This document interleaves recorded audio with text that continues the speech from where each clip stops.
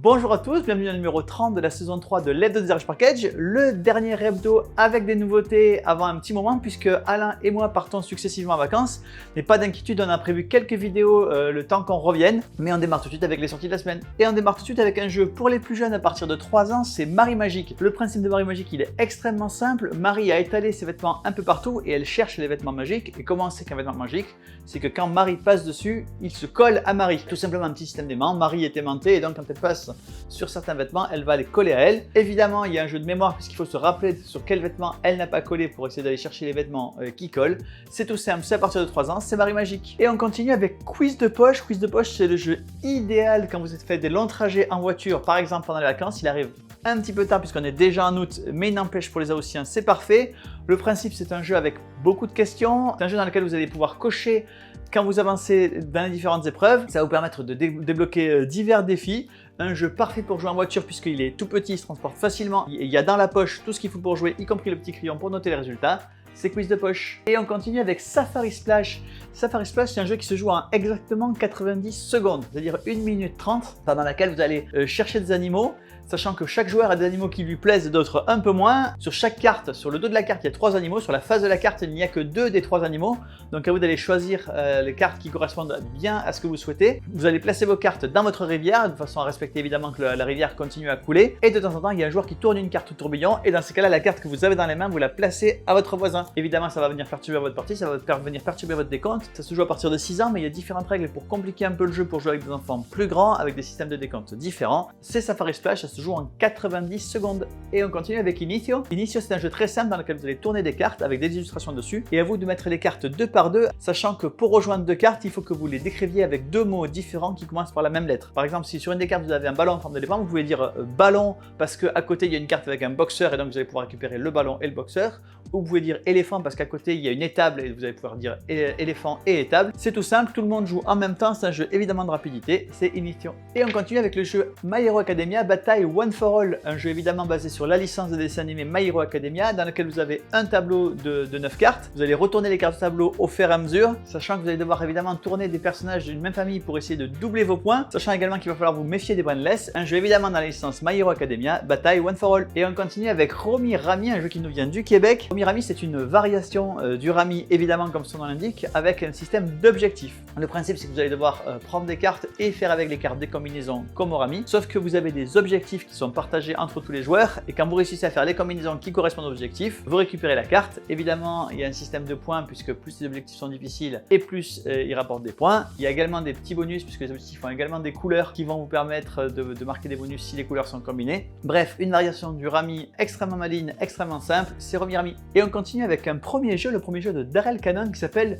Vers l'infini et pas au-delà. Le principe est tout simple, vous avez une question à laquelle personne évidemment n'a la réponse, c'est une question d'estimation. Par exemple, quel est le record du monde de mangeage de hot dog en 1 minute? Évidemment, tous les joueurs vont se faire une petite idée du nombre quelle est la bonne réponse et ils vont enchérir à tour de rôle en montant à chaque fois un peu plus, un peu plus. Une fois que plus personne n'enchérit, celui qui a donné la plus forte réponse est le capitaine et les autres joueurs ont la possibilité de quitter le navire, sachant que évidemment si la réponse est trop haute par rapport à la bonne réponse, ceux qui ont quitté le navire marquent des points et les autres ont perdu. Si la réponse est en dessous, et bien le capitaine marque un peu plus de points que les autres joueurs qui ont décidé de le suivre. Il y a 8 tours, 8 cartes, 8 estimations à faire et c'est celui qui a le plus de points à la fin de la partie qui remporte la partie. C'est vers l'infini mais pas au-delà. Et on continue avec The Binding of Isaac. C'est évidemment un jeu qui est basé sur la licence de jeux vidéo qui a fonctionné incroyablement bien. Le jeu est extrêmement fidèle à cette licence. Le principe est toujours le même. Vous avez dans la boîte 300 cartes différentes qui vont vous permettre de jouer pas mal de personnages, sachant qu'à chaque partie vous allez avoir un personnage et un item de départ, donc évidemment beaucoup de rejouabilité, beaucoup de cartes différentes. Vous allez devoir évidemment affronter des monstres et des boss pour récupérer un maximum de trésors. Vous allez devoir évidemment gêner le joueur qui est le plus en tête, soit en boostant son boss, soit en lui faisant des petites crasses pour pas qu'il arrive à le battre. C'est The Binding of Isaac, 4 Souls. Et on continue avec Cold Case, les couleurs de l'oubli. C'est un jeu évidemment d'enquête, vous allez réveiller un Cold Case. Le jeu est conçu vraiment comme une enquête d'une série télévisée ou d'un film. D'ailleurs, il y a des pistes audio à les télécharger, elles sont doublées par des vrais comédiens de doublage de Netflix. Vous allez pouvoir utiliser tous les moyens à votre disposition, que ce soit évidemment tout le matériel qui est dans la pochette, mais également internet et pas mal de choses qui ont été mises à disposition par les auteurs, des auteurs de jeux confirmés, puisqu'ils sont notamment les auteurs de toute la gamme de Culinarium Mortale. Donc évidemment des enquêtes extrêmement bien faites, c'est Cold Case, les couleurs de l'oubli. Et on continue avec 3 nouvelles boîtes de Cluedo. En réalité, ce ne sont pas des Cluedo, ce sont des escape games dans l'univers de Cluedo. Cluedo, évidemment, vous connaissez ce jeu dans lequel il faut trouver qui a assassiné le docteur Lenoir. Ici, le principe est très différent. C'est un jeu coopératif dans lequel vous allez devoir enquêter. Ils ont décidé de garder le système de plateau et de pions, sauf que au fur et à mesure que votre pion circule sur le plateau va évoluer, il va s'agrandir, vous allez pouvoir rajouter des pièces, vous allez pouvoir enquêter dans de nouveaux endroits. Et quand vous avez suffisamment enquêté, vous êtes sorti de la maison, vous allez pouvoir discuter entre vous et déterminer qui est le coupable. Évidemment, il faut trouver le bon coupable pour remporter la partie. Il y a 3 boîtes comme je le disais, il y a trahison au manoir Tudor, il faut trouver qui a assassiné le docteur Lenoir, le grand classique de Cluedo, mais vous avez aussi vol au musée dans lequel vous allez devoir voler un maximum d'objets dans un musée, et également péril à haute mer dans lequel vous allez être dans un bateau qui vient de retrouver un corps et vous allez devoir évidemment enquêter sur d'où vient ce corps.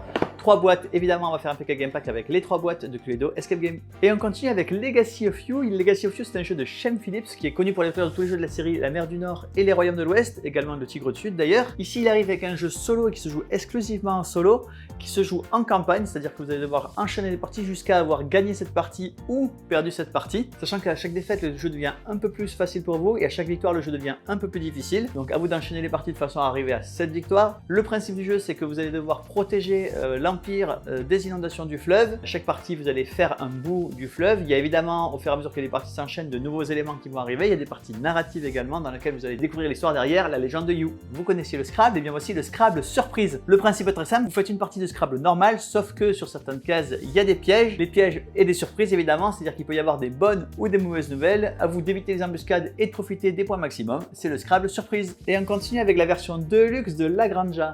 La Granja, c'est un jeu qui est sorti au milieu des années 2010, qui a remporté une tonne de prix, dont notamment le jeu de l'année au Portugal. Il est toujours extrêmement bien classé parmi les jeux de stratégie. C'est le 222e meilleur jeu de tous les temps sur BGG, 148e parmi les jeux de stratégie. Donc voilà, je ne vous cache pas que c'est un des très grands classiques, tellement classique qu'il nous arrive aujourd'hui en version Deluxe dans cette grosse boîte qui contient non seulement tout le jeu, mais qui contient également 12 extensions dont notamment un mode solo par David Turczi, pas mal d'extensions par les auteurs originaux du jeu, mais également des extensions par d'autres auteurs, notamment des extensions par Stefan Feld et puis beaucoup d'autres. La boîte est extrêmement lourde, elle est très bien remplie, vous allez pouvoir faire des dizaines et des centaines de parties de La Granja dans la version La Granja Deluxe. Et on continue avec non pas une, mais 4 extensions pour Endless Winter. Vous avez le mammouth avec la figurine du mammouth et une règle spécifique pour le mammouth. Vous avez également la compagnie canine, vous avez les aurores boréales et les cérémonies rituelles. 4 modules avec évidemment 4 règles différentes, vous pouvez évidemment acheter les modules séparément. Ce sont des extensions pour Endless Winter. Et on continue avec une extension pour Distill.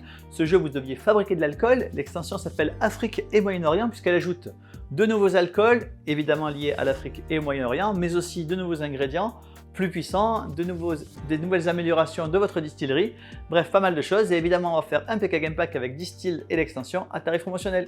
Et on continue avec une extension pour Beyond the Sun qui s'appelle Leaders of a New Dawn. L'extension, évidemment, la première chose qu'elle rajoute, ce sont des leaders comme leur nom l'indique, des leaders asymétriques. Donc vous allez démarrer avec un leader et des pouvoirs spécifiques, mais également un mode solo conçu par David Turczi, mais également une autre extension avec notamment de nouvelles technologies et plein de nouvelles cartes. Bref, Leaders of the New Dawn, une extension pour Beyond the Sun.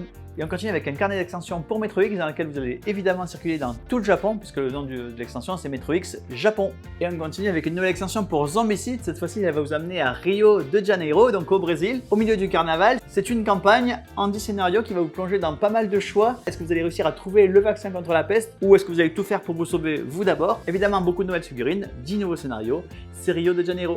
Et bien voilà, le numéro 30 de la saison 3 de l'Hebdo Garage Package est terminé. Je pars en vacances quasiment dans les 5 minutes qui suivent. J'espère que vous allez passer de bonnes vacances si vous êtes revenu et que vous allez passer de bonnes vacances si vous y allez bientôt. En tout cas, j'espère que vous allez beaucoup jouer dans les mois à venir. Et je vous donne rendez-vous dans quelques semaines pour un Hebdo qui risque d'être extrêmement chargé puisqu'il y aura toutes les nouveautés de nos semaines de vacances à Alain et à moi. Je vous cache pas que j'ai très hâte et Alain a extrêmement hâte d'avoir cette vidéo très longue à monter. À bientôt!